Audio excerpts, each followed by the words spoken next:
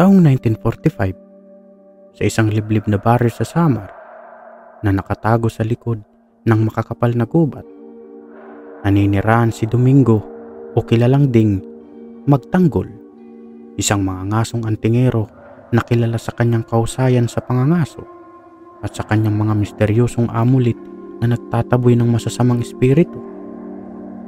Lumaki si Ding sa kwentong ang kanilang lugar ay pugad ng mga aswang, nilalang na hindi lamang nagtatago sa dilim kundi namumuhay na parang karaniwang tao sa liwanag ng araw. Habang umuugong pa ang digmaan, hindi ito naging hadlang kay Ding upang magpatuloy sa kanyang pamumuhay bilang mangangaso. Isang gabi, sa gitna ng buwanang huntahan ng mga matatanda sa baryo, isang matandang lalaki ang dumating na tila nawawala sa sarili. Siya'y duguan, nanginginig at paulit-ulit na binibigkas ang mga salitang, "Ang pugad nila nasa likod ng ilog, mga nilalang sa anino." Kinabukasan, natagpuan ang katawan ng matanda. Sa ilalim ng malaking puno ng baliti, buto na lamang ang natira. Simula noon, kakaibang takot ang bumalot sa baryo. Maraming hayop ang nawawala. May mga bata ring hindi na muling nakita. Pinaniniwalaan ng ilan na gumagala na ang mga aswang.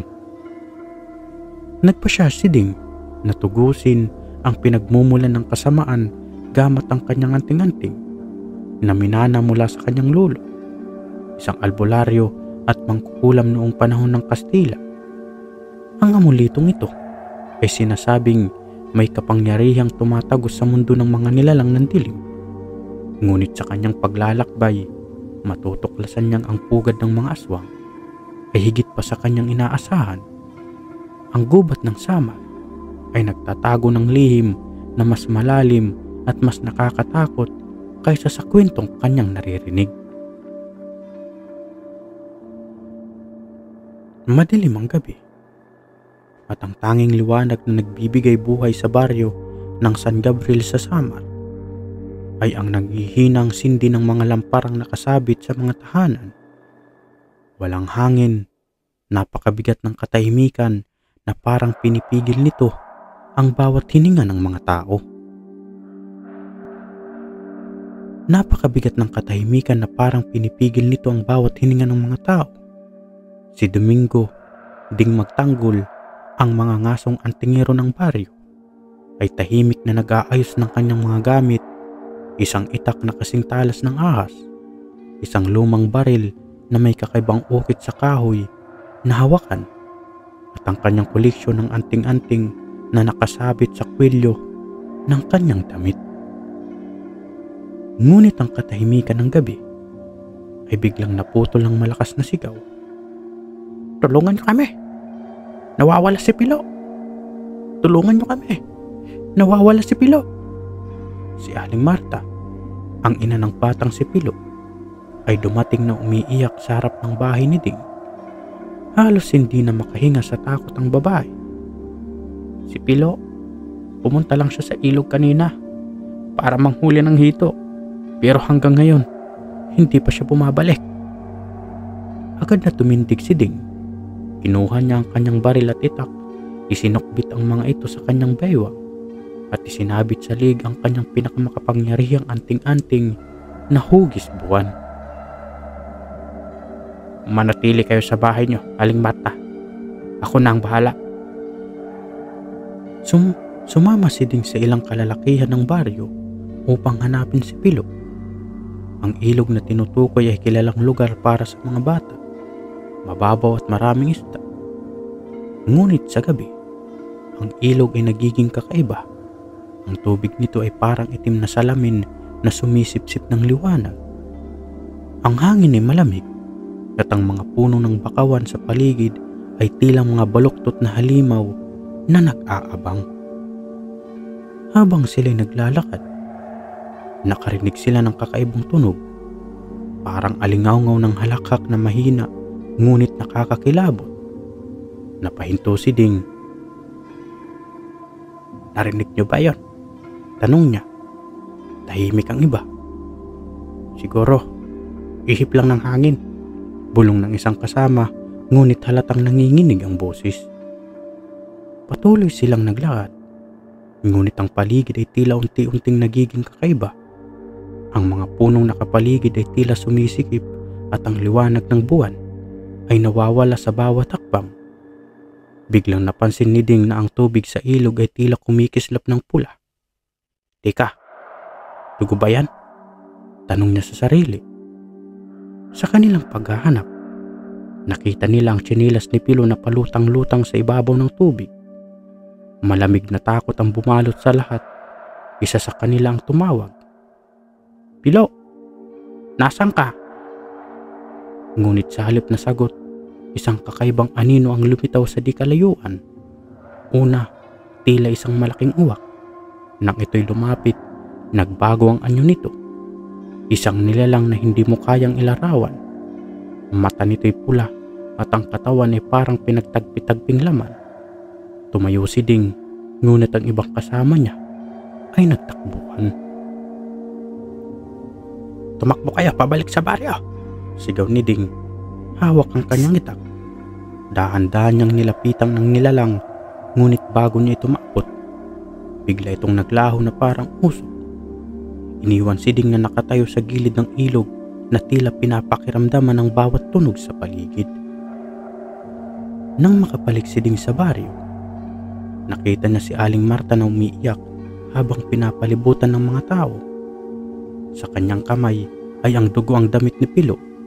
Dala ito ng isang binatilyong nagsabing nakita niya ito na nakasabit sa isang sanga ng puno ng baliti malapit sa ilog. Ang mga aswang, bumalik na sila, bulong ng isang matanda. Tahimik si Ding. Alam niyang hindi ito gawa ng ordinaryong hayop o tao. Alam niyang nasa harapan niya ang isang bagay na matagal nang itinuturo sa kanilang mga alamat. Ito na ang simula, bulong niya sa sarili habang mahigpit na hinahawakan ng kanyang anting-anting. Sa likod ng kanyang isipan, alam niyang kailangan niyang harapin ang mas malalim na kasamaan sa mga susunod na araw. Isang kasamaan na hindi maaaring labanan ng lakas o tapang lamang.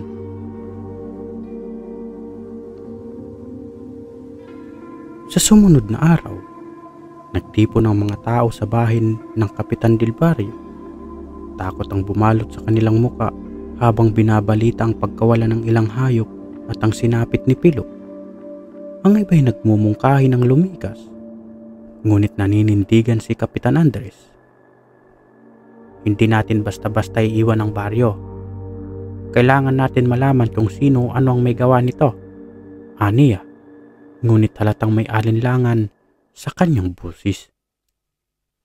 Habang nag-uusap ang mga tao, si Ding ay tahimik na nakaupo sa isang sulok, pinagmamasdan ng kanyang anting-anting na tila kumikislap kapag natatamaan ng araw.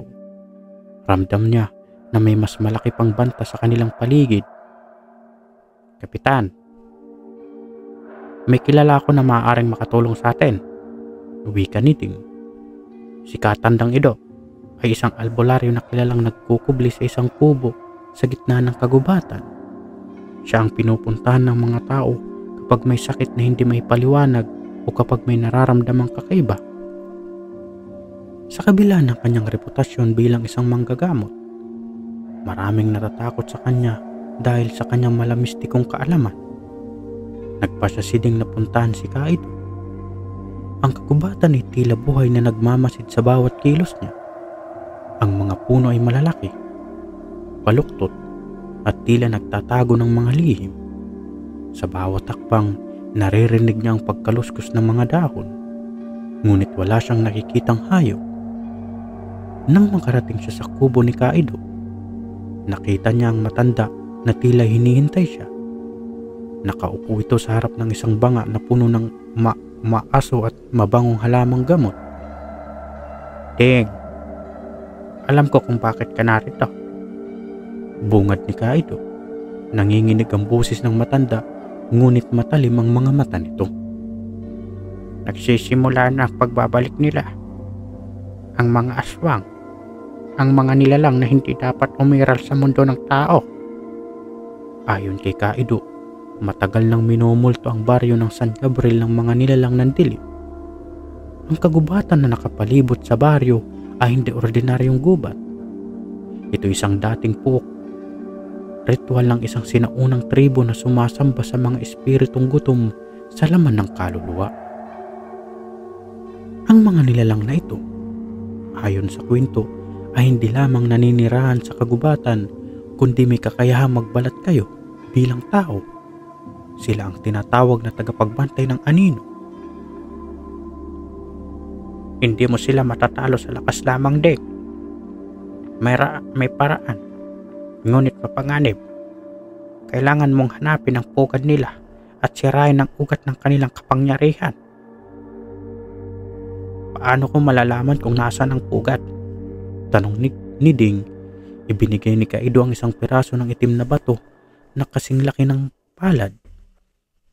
Hawakan mo ito habang nasa kagubatan ka. Ang bato na iyan ay magpapakita ng daan. Ngunit mag-ingat ka sa bawat takbok mo papalapit sa pugad.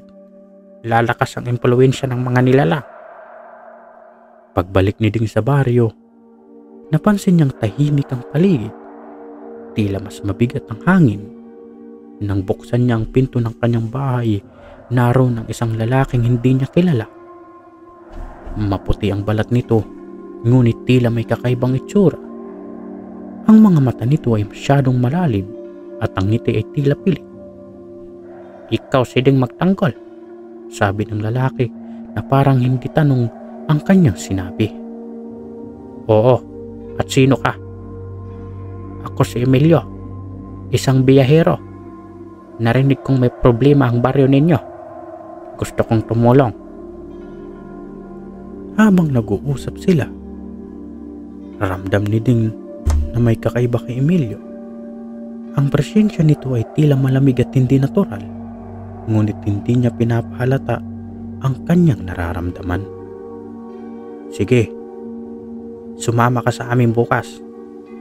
Papasukin namin ang kagubatan. Habang umaalis si Emilio, napansin ni Ding ang kakaibang bakas ng paa nito sa lupa. Hindi ordinaryo ang hugis nito, parang bakas ng paa ng hayop na may matutulis na kuko.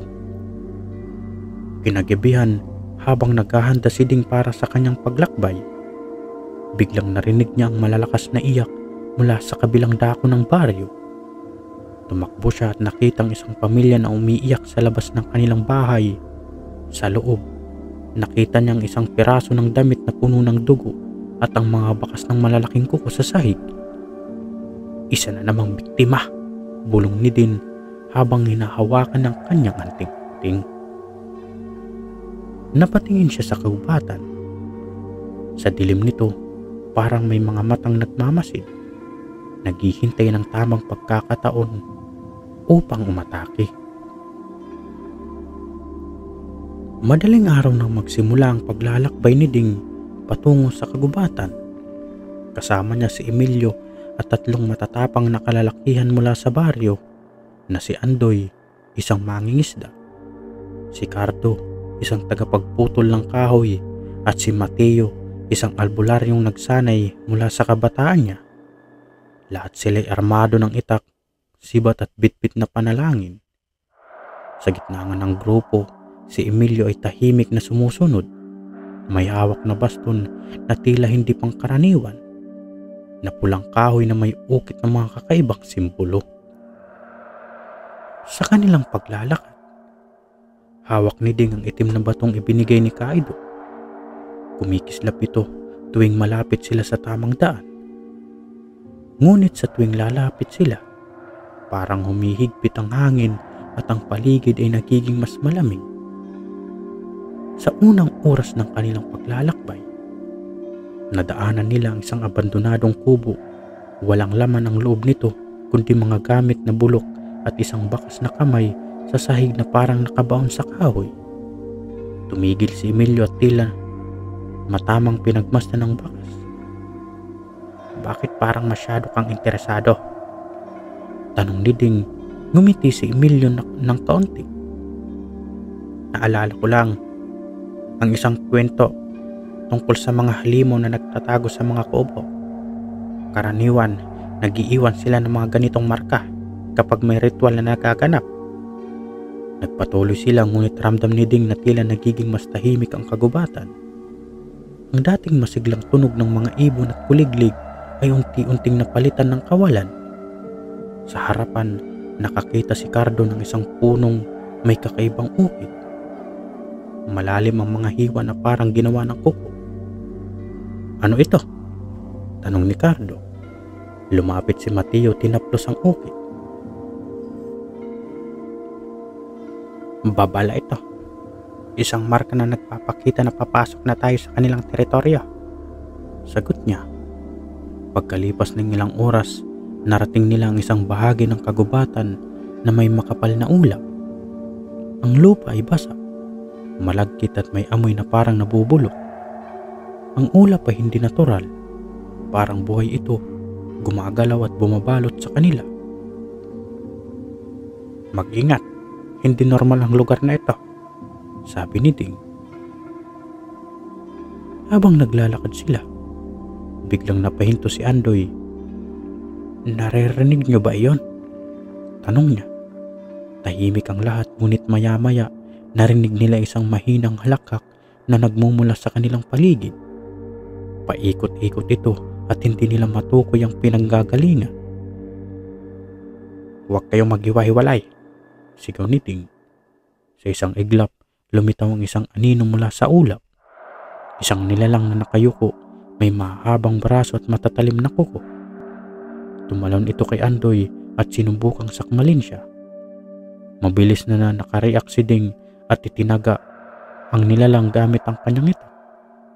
Ang nilalang ay tumili ng malakas at nawala sa usok. Ngunit iniwan ito ni Andoy na may malalim na sugat sa balikat. "Hindi ito ordinaryong hayop.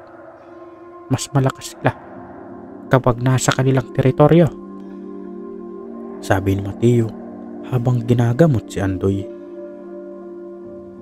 Habang nagkakampo sila para magpahinga, napansin ni Ding na laging nakahiwalay si Emilio. Tumitingin ito sa kalangitan na parang may hinahanap. "Anong iniisip mo?" "Ang kubat na ito. Napakahigpit ng hawak nito sa ating paligid. Parang may mata ang bawat puno." Hindi kumbinsido si Ding.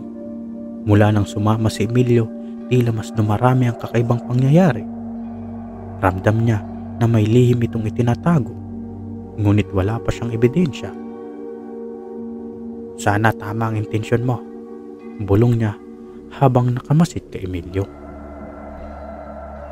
Kinabukasan, habang naglalakad sila, may nakita silang isang malaking puno ng baliti na nakapalibot sa isang maliit na burol. Sa gitna ng mga ugat nito, may nakasabit na isang katawan na parang hayop na tinuyo. Ngunit nang lumapit sila, nakita nilang hindi ito hayop. Tao ito. Isang lalaki na hubad, ang balat ay parang nilukot na papel at ang mukha ay walang mata. "Diyos ko, isa ito sa mga nawawala sa baryo," bulong ni Cardo. Lumapit si Mateo at tiningnan ang katawan. Ginawa nila itong alay. Ang katawan niya ay ginamit upang palakasin ang kanilang kapangyarihan, sabi niya. Habang sinusuri nila ang paligid, biglang narinig nila ang malalakas na yabag mula sa di kalayuan. Tumalon ang lahat at hinanda ang kanilang mga armas, ngunit nang lumitaw ang nilalang, hindi lang isa ang dumating. 3 aswang na may mga matatalim na ngipin at pulang mata ang nagpakita sa kanila. "Takbo!" sigaw ni Ding. Ang grupo ay tumakbo. Habang hinahabol ng mga aswang, si Emilio sa halip na tumakbo, tumigil sa gitna ng daan at itinaas ang kanyang baston. Biglang naglabas ito ng liwanag na parang apoy at napaatras ang mga aswang. "Ano yan?" "Isang proteksyon laban sa kanila. Ngunit hindi ito magtatagal. Kailangan nating magmadali." Sa wakas, nakahanap sila ng isang ligtas na lugar para magpahinga. Ngunit sa kabila ng kanilang kaligtasan, ramdam ni Ding na unti-unti silang pinapalibutan ng dilim. Ang kanilang lakas ay nauubos at ang kanilang takot ay lumalakas. Hindi tayo pwedeng umatras. Lalaban tayo hanggang huli. Wika ni Ding sa grupo. Habang patuloy naglalakbay si Ding at ang kanyang grupo, naramdaman nila ang unti-unting pagbibigat ng kanilang paligid. Ang hangin ay parang humihigop ng kanilang lakas at ang mga puno ay tila nagiging mas mataas at nakakatakot. Ang kanilang bawat takbang ay sinasalubong ng tunog ng mga kaluskos. Ngunit wala silang nakikitang anuman sa paligid. Sa gitna ng kagubatan, tumigil si Emilio at biglang nagsalita. Malapit na tayo, aniya, habang nakatingin sa itim na bato sa kamay ni Ding. Ang bato ay kumikislap ng mas maliwanag. Halos nasusunog ang kanyang palad. Ano ang ibig mong sabihin? May isang lugar dito sa kagubatan.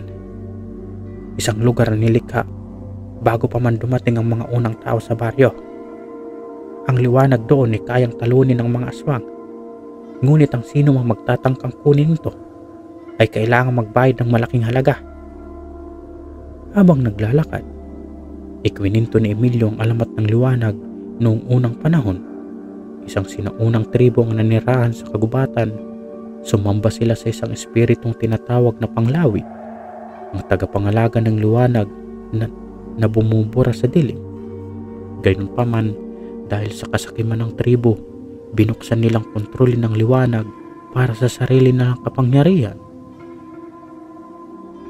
Sa galit ng espiritu, nilamon ng dilim ang kanilang bayan at tanging liwanag ang naiwan bilang alaala ng kanilang pagkatalo. Ngunit hindi madali ang pagkuha sa liwanag na ito. Ang sino mang magtatangkang kumuha nito ay kailangang ialay ang isang buhay bilang kapalit. Dagdag ni Emilio. Pagdating nila sa gitna ng kagubatan, nakita nila ang isang bukas na espasyo na tila wala sa lugar. Sa gitna ng mga puno na natatakpan ng dilim, may isang maliit na halamang puno ng mga bulaklak na kumikislap tulad ng mga bituin. Sa gitna ng halamanan ay naroon ang isang kristal na bola na kumikinang sa kakaibang liwanag. Ang liwanag nito ay tila tumatagos sa dilim at nagbibigay init sa kanilang malamig na pakiramdam. Ngunit bago pa sila makalapit, biglang lumitaw ang isang matandang babae mula sa mga anino. Ang kanyang balat ay kulubot at ang kanyang mga mata ay parang puting bato. Sino kayo at anong ginagawa nyo dito? Tanong ng matanda. Ang boses nito ay umaalingaw-ngaw sa paligid. Humakbang si Ding at nagsalita. Narito kami upang kunin ang liwanag na ito para labanan ang mga aswang na naninira sa aming baryo. Ngumiti ang matanda. Ngunit ang ngiti nito ay tila puno ng kalungkutan. Ang liwanag na ito ay hindi basta-basta maaaring kunin. Kailangan ng sakripisyo. Isang buhay ang kailangang ialay upang magpalaya ito mula sa lugar na ito.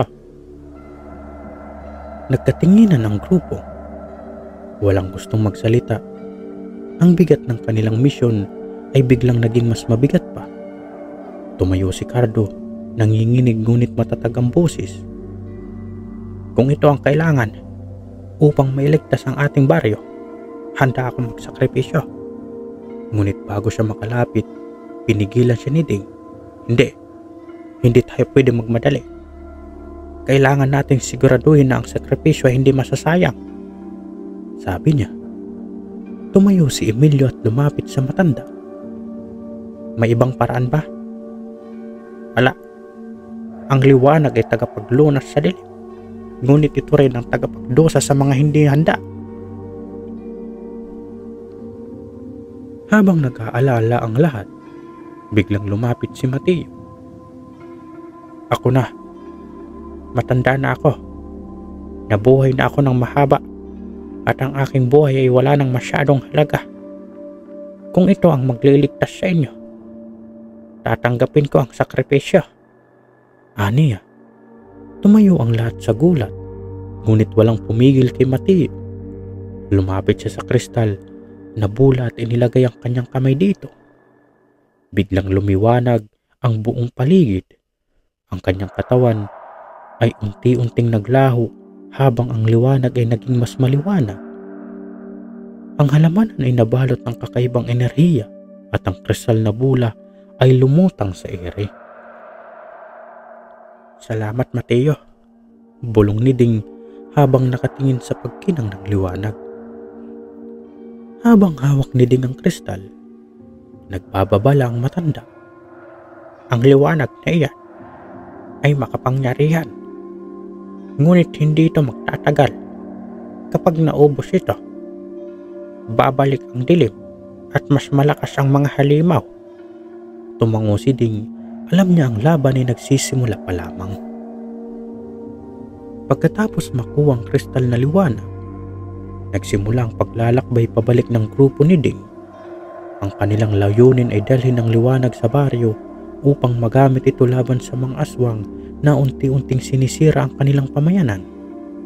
Ngunit sa likod ng kanilang tagumpay ay ang bigat ng sakripisyong ginawa ni Mateo na nag-alay ng buhay upang makuha ang liwanag. Habang hawak ni Ding ang kristal, naramdaman niyang tila may mainit na enerhiya itong bumalot sa kanya. Ngunit kasabay nito, naramdaman din niya ang lalong bigat ng kanilang kalagayan. Alam niya ang kanilang tagumpay ay magbubukas ng bagong kabanata ng panganib. Habang naglalakad sila sa makakapal na kagubatan, naramdaman nila ang pagbabago ng hangin. Ang mga anino sa paligid ay tila gumagalaw at ang mga puno ay naglalabas ng mga tunog na hindi nila maintindihan. Biglang nagsalita si Andoy. Parang mas maraming nagmamasid sa atin ngayon, wika niya habang mahigpit na hinahawakan ang kanyang itak. Biglang narinig nila ang mga mabibigat na yabag mula sa likuran. Sa kanilang paglingon, nakita nilang tatlong aswang na sumusunod sa kanila. Ang mga nilalang ay mas malalaki kaysa noong una nilang nakita. Ang kanilang mga kuko ay kasing haba ng mga itak at ang kanilang mga mata ay nagbabaga sa pula. Tumatakbo sila papunta sa atin, sigaw ni Cardo. Mabilis na kumikilos ang grupo. Tumakbo sila sa mas makitid na bahagi ng kagubatan. Ngunit ang mga aswang ay mabilis.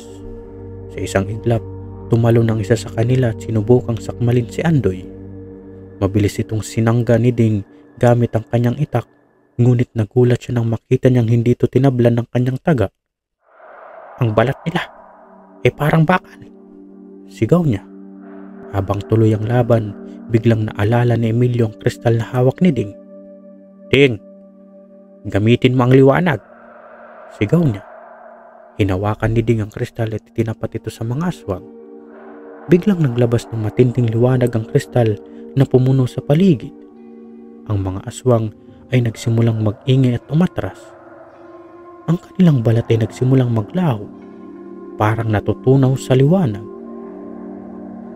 Ito ang sagot. Ang liwanag na ito ay magpapabagsak sa kanila, bulong ni Ding sa sarili. Habang nagmamadali silang maglakad papalabas ng kagubatan, biglang narinig nila ang sigaw ni Andoy. Paglingon nila, nakita nilang naipit siya sa pagitan ng dalawang malaking puno na tila sinadyang gumalaw upang harangan siya. Tumalon ng isang aswang mula sa taas at sinunggaban si Andoy. Andoy! Sigaw ni Cardo habang sinubukang bumalik upang iligtas siya. Ngunit pinigilan siya ni Emilio. Hindi na natin siya matutulungan, sabi nito habang mahigpit na hinawakan si Cardo. Kung babalik tayo, lahat tayo mamamatay. Ang huling narinig nila ay ang sigaw ni Andoy habang nilamon siya ang mga anino. Sa kabila ng kanilang takot, nagpatuloy sila sa paglalakad habang dala ang bigat ng pagkawala ng isa na namang kasamaan. Matapos ang ilang oras, narating nila ang labas ng kagubatan. Ang kanilang mga dapit ay puno ng putik at pawis. At Ang kanilang mga mata ay puno ng takot at lungkot. Ngunit sa kabila ng lahat, naramdaman nilang malapit na ang kanilang kaligtasan. Ngunit hindi pa sila nakakalayo. Biglang narinig nilang isang malakas na ungol mula sa kagubatan. Sa likod nila nakita nilang papalapit ang isang nilalang na mas malaki kaysa sa mga naunang aswang na kanilang nakita. Ang nilalang ay kasing laki ng isang baka. Ang balat nito ay puno ng malalaking sugat, ngunit hindi ito mukhang mahina. Ang mga mata nito ay mas maliwanag na pula at ang bunganga nito ay puno ng matutulis na ngipin. "Ano yan?" sabi ni Cardo habang napatras. "Ang alpa, ang pinuno ng mga aswang," bulong ni Emilio. Walang oras upang mag-isip. Tumayo si Ding sa harapan at itinaas ang kristal. Naglabas ito ng matinding liwanag, ngunit ang alpa ay tila hindi naapektuhan. Lumapit ito ng dahan-dahan. Ang mga mata nito ay nakatutok kay Ding. "Hindi sapat ang liwanag," sigaw ni Cardo. Mabilis na kumilos si Emilio. Tinanggal niya ang kanyang baston at sinimulang bigkasin ang mga salitang hindi nila maintindihan. Sa isang iglap, ang baston ay naglabas ng apoy na bumalot sa paligid. Tinamaan ito ang alpa, ngunit hindi ito sapat upang mapabagsak ang nilalang. Habang naguguluhan ang lahat, biglang nagdesisyon si Cardo. Tumakbo siya papunta sa alpa, dala ang kanyang sibat. "Cardo, huwag!" sigaw ni Ding. Ngunit huli na. Tinusok ni Cardo ang alpa sa tiyan gamit ang sibat. Bagamat nasugatan ito, sinunggaban siya ng nilalang at pinunit ang kanyang katawan. Sa kanyang huling sandali, sumigaw si Cardo. "Tuloy niyo ang laban! Iligtas ang baryo!" Sa wakas, nakarating si Ding at Emilio at ang kristal sa baryo. Ngunit ang baryo ay hindi nakatulad ng dati. Ang mga tao ay natatakot at nagtatago sa kanilang mga bahay. Ang langit ay puno ng ulap at ang hangin ay puno ng takot. Tumayo si Ding sa gitna ng baryo, hawak ang kristal. Alam niya ang laban ay hindi pa tapos. Ngunit sa liwanag na hawak niya, may pag-asa pa silang magtagumpay. Pagkarating ni Ding at Emilio sa baryo, nagulat sila sa kanilang nadatnan. Ang mga bahay ay nagiba. Ang mga puno ay parang may mga kamay na sumasakal sa hangin. At ang paligid ay puno ng bangis ng kadiliman. Ang natitirang mga tao sa baryo ay nagkukumpulan sa simbahan, ang tanging lugar na nanatiling buo. Si Kaido, ang albularyong tagapayo ng baryo, ang unang sumalubong sa kanila. Sa kanyang mga mata, makikita ang halo ng takot at pag-asa. "Nasa iyo na ba ang liwanag, Ding?" tanong niya. Itinaas ni Ding ang kristal. Ang liwanag nito ay sumilay sa paligid na parang sinasagip ang baryo mula sa kaguluhan. Ngunit hindi rin ito nagtagal dahil napansin nilang tila may pwersa mula sa kagubatan na unti-unting sinisipsip ang kapangyarihan ng kristal.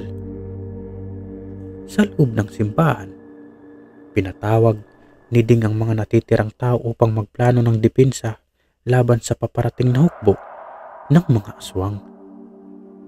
Kabilang sa kanilang mga matatapang na kalalakihan, ang mga kababaihan na handang magdala ng supply at ang mga bata na nagtatago sa ilalim ng altar. "Hindi natin sila kayang talunin nang walang tamang diskarte. Ang liwanag ng kristal ay maaaring gamitin bilang panangga. Ngunit hindi ito magtatagal. Kailangan natin magpagsamahin ang lakas ng ating mga armas, ang ating panalangin at ang ating tapang," sabi ni Ding habang inilalatag ang plano. Nagbigay din suggestion si Emilio. "May paraan upang palakasin ang liwanag ng kristal. Ngunit kailanganin nito tulong ng mga tao. Ang liwanag ng pananampalataya ang magpapalakas dito." Aniya, sinimulan ng baryo ang kanilang paghahanda. Ang mga kalalakihan ay naghanda ng mga armas tulad ng sibat na nilagyan ng asin, mga itak na ibinabad sa banal na tubig at mga palaso na sinindihan ng apoy. Ang mga kababaihan naman ay nagtipon ng mga kandila at pinuno ang simbahan ng dasal. Habang naghahanda, nilapitan ni Kaido si Ding. Hindi lang armas ang magliligtas sa atin, Ding. Kailangan natin ang matibay na pananampalataya. Huwag kang matakot dahil ang liwanag ay nasa atin, sabi niya. Nagpahayag din si Emilio ng babala. Ang Alpha ay darating. Siya ang pinakamalakas at hindi siya titigil hanggat hindi niya nakukuha ang kristal. Kapag bumagsak ang kristal, mawawala ang lahat ng liwanag. Sa kalagitnaan ng gabi, dumating ang mga aswang mula sa kagubatan. Unti-unting lumabas ang daang-daang nilalang na amoy nilamon ng tilim. Ang kanilang mga mata ay kumikislap sa pula at ang kanilang mga katawan ay naglalabas ng mabahong amoy na kamatayan. Sa likuran nila, lumitaw ang Alpha, isang dambuhalang nilalang na halos kasing laki ng simbahan.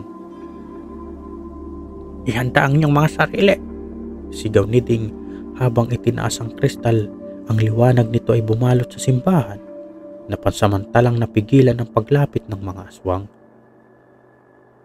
Sumugod ang unang alon ng mga aswang at sinalubong sila ng mga kalalakihan na armado ng sibat at itak. Ang ilan ay nagtagumpay na mapatay ang mga nilalang gamit ang asin at banal na tubig. Ngunit marami rin ang nasugatan. Sa bawat patay na aswang, tila mas nagiging mabangis ang susunod na sumusugod. Ang liwanag ng kristal ay patuloy na lumiliwanag. Ngunit napansin ni Ding na unti-unti itong nagiging maputla. Hindi magtatagal ang kristal. Kailangan natin gawin ang ritual upang mapalakas ito, sabi ni Emilio. Habang patuloy ang laban, sa labas ng simbahan, sinimulan ni Emilio ang ritual ng pagpapalakas ng liwanag. Pinatayo niya ang mga tao sa paligid ng kristal at pinaalab ang kanilang pananampalataya. Hawakan niyo ang kamay ng inyong katabi. Manalangin tayo ng sabay-sabay. Ang iyong pananampalataya ang magbibigay lakas sa liwanag, utos ni Emilio. Habang nagdarasal, ang mga tao unti-unting nagniningning ang kristal. Ang liwanag nito ay umabot hanggang sa kagubatan na nagsimulang sunugin ang balat ng mga aswang. Ang ilan sa mga nilalang ay naglaho sa air. Ngunit ang Alpha ay nananatiling matatag. Tumayo si Ding sa harapan ng simbahan. Hawak ang kristal na ngayon nag-aapoy sa liwanag. Sinugod niya ang Alpha habang ang iba ay nakipaglaban sa natitirang mga aswang. Sa bawat takbang niya, nararamdaman niyang parang kinakalaban siya ng sariling takot. Ngunit naaalala niya ang sinabi ni Kaido. Ang liwanag ay hindi kailanman magagapi ng dilim. Inilagay ni Ding ang kristal sa sibat at itinapon ito diretso sa dibdib ng Alpha. Ang nilalang ay nagsimulang magwala at ang liwanag ay sumabog mula sa kanyang katawan. Sa huling ungol ng Alpha, naramdaman ng lahat ang pagkalog ng lupa at ang lahat ng aswang ay naglaho na parang usok. Pagsikat ng araw, bumalik ang kapayapaan sa baryo. Ang kagubatan na dati puno ng dilim ay nagmistulang isang normal na gubat. Puno ng mga ibon at hangin na malamig ngunit hindi nakakatakot. Tumayo si Ding sa gitna ng baryo, hawak ang kanyang natitirang bahagi ng kristal. Bagamat hindi na ito kasing liwanag, alam niya ang baryo ay ligtas na. Hindi ito dahil sa akin. Ito dahil sa ating lahat. Ang tapang pananampalataya at sakripisyo ang nagligtas sa atin, sabi niya sa mga tao. Sa kabila ng kanilang tagumpay, alam ni Ding na ang dilim ay maaaring bumalik anumang oras. Ngunit sa puso niya, nandoon ang liwanag ng pag-asa na hindi kailanman mawawala. Makalipas ang ilang linggo mula nang mapatay ang Alpha at maitaboy ang mga aswang, muling pumalik ang sigla sa baryo. Ang mga tayo unti-unting nakabawi mula sa trauma. Muling nagtayo ng kanilang mga bahay at nagtipon-tipon sa simbahan tuwing gabi upang magdasal. Ang liwanag ng kristal, bagamat mahina na, ay inilagay sa altar ng simbahan bilang simbolo ng kanilang tagumpay. Ngunit sa kabila ng katahimikan, may isang anino ng takot na bumabalot kay Ding. Ang isang bahagi ng kanyang puso ay nagsasabing hindi pa tapos ang lahat. Isang gabi, habang mahimbing siyang natutulog, nagkaroon si Ding ng kakaibang panaginip. Nasa gitna siya ng kagubatan. Ngunit hindi ito kagaya ng dati. Ang mga puno ay naglalabas ng itim na usok at ang lupa ay natatakpan ng pulang dugo. Sa bawat gitna ng lahat ng ito, may isang matandang lalaki na nakasuot na balabal na gawa sa mga itim na balahibo. Hindi mo natapos ang lahat. Ang alpa hindi ang tunay na pinagmulan ng dilim, sabi ng matanda habang nakatingin kay Ding. Nagulat si Ding sa narinig. Ano ang ibig mo sabihin? Akala ko'y tapos na ang laban. Ngumiti ang matanda, ngunit ang ngiting iyon ay puno ng misteryo. Ang kristal na hawak mo ay hindi lamang liwanag. Ito rin ay tagapagbantay ng sumpa.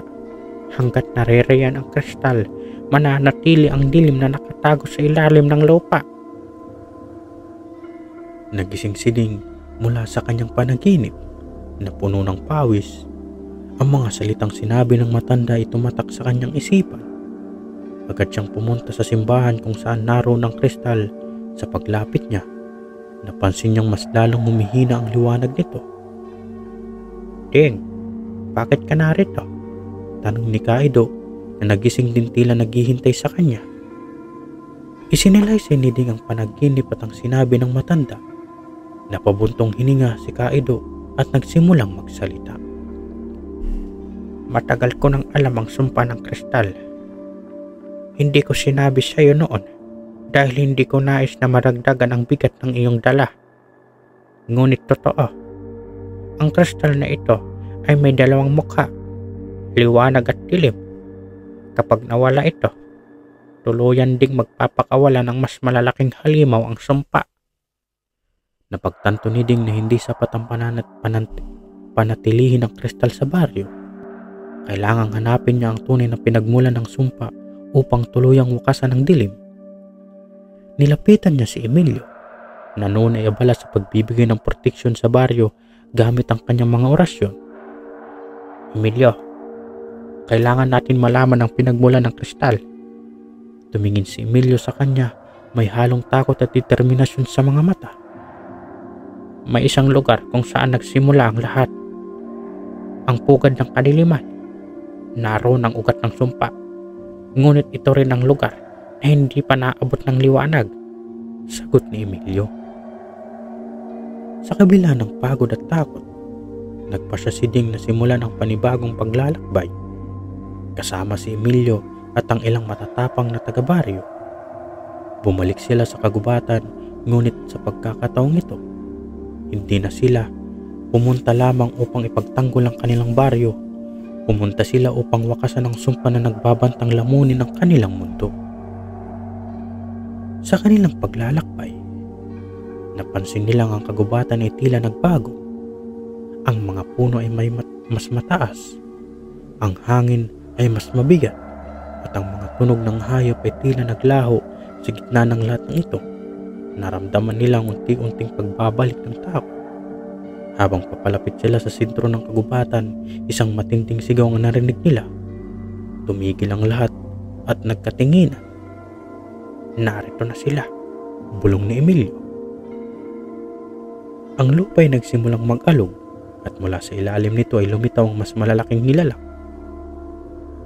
Ang kanilang mga mata ay hindi lamang pula, kundi parang apoy na lumalagabla. Ang kanilang mga katawan ay gawa sa mga ugat at lupa, at ang kanilang galaw ay parang isang halimaw na bahagi ng kagubatan mismo. Ang grupo ni Ding ay nagkaisa upang labanan ang mga bagong halimaw.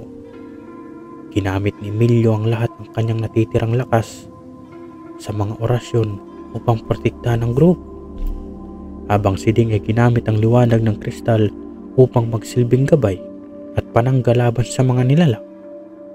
Ngunit habang lumalaban, napagtanto nila na hindi sapat ang liwanag ng kristal upang talunin ang mga halimaw. Kailangang sirain ang ugat ng sumpa. Sa gitna ng kaguluhan, Natagpuan nila ang isang altar na gawa sa itim na bato. Naroon ang isang sinaunang simbolo na tila kumukontrol sa kagubatan. Ito ang ugat ng dilim, sabi ni Emilio. Alam ni Ding na ang tanging paraan upang sirain ang sumpa ay ang alay ng kristal. Ngunit alam din niyang pagsira nito, mawawala ang liwanag na sumagip sa kanilang baryo. Tumingin siya kay Emilio at natumango lamang bilang pagsang-ayon. Ito ang tamang panahon, bulong ni Ding. Itinaas niya ang kristal at inilagay ito sa altar. Sa sandaling iyon, naglabas ito ng nakakasilaw na liwanag na pumuno sa buong kagubatan. Ang lupa ay yumanig at ang mga halimo ay nagsimulang maglaho, kasama ang altar at ang lahat ng kadilimang bumalot sa lugar. Nang bumalik ang katahimikan, nakita nila ang kagubatan na tila sa pagiging normal. Ang mga puno ay nagliwanag sa liwanag na araw at ang mga tunog ng ibon ay bumalik. Ngunit ang kristal ay nawala na, kasama ang lahat ng liwanag na dala nito. Bagamat wala ng liwanag ng kristal, alam ni Ding na nagtagumpay sila. Ang sumpa ng dilim ay tuluyang nang nawasa. Bumalik sila sa baryo bilang mga bayani, dala ang bagong simula para sa kanilang pamayanan. Ang liwanag ay hindi lamang galing sa kristal.